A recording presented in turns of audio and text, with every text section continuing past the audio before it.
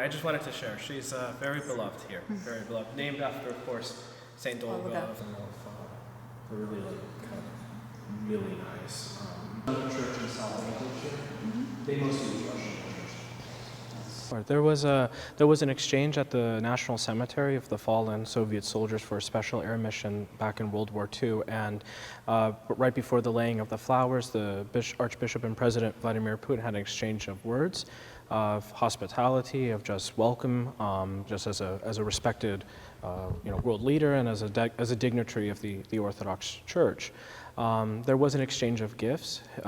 President Vladimir Putin gifted an icon of Saint Germana Vlaska, which is a natural connection. Saint Herman was a monk from Milan that was the first missionary to Alaska. And then an icon of the Dormition of the Mother of God for celebrating the upcoming feast of her Dormition here in a few weeks. It's just when I just saw him, he just wasn't. That's still up for discussion from the Archbishop. However, they will be brought tomorrow for veneration in our church.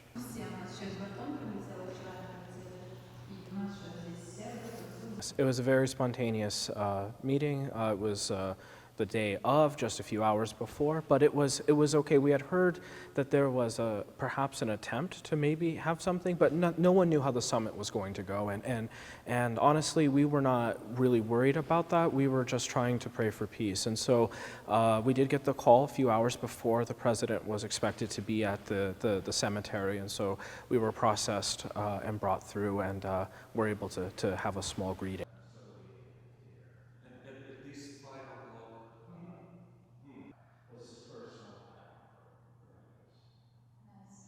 We're looking at about 50 to 60,000. It's really hard to tell. Actually, in some cases, and village populations change dramatically. We suspect about 50 to 60 across the state of Alaska, which ranges, of course, our diocese from as north as the Yukon to south to Atka, which is very close to Russia. And so in Anchorage, this community here, we have anywhere perhaps to about 5,000.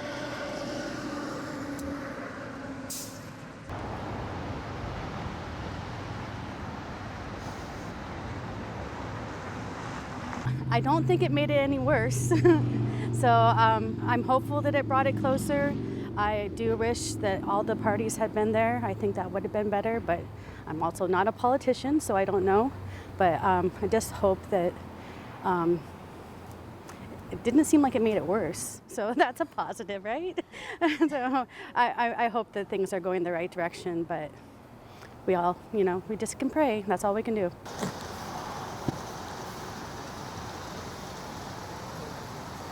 I think it's long overdue that we have world peace. We don't need to have unnecessary bloodshed for a lot of innocent people.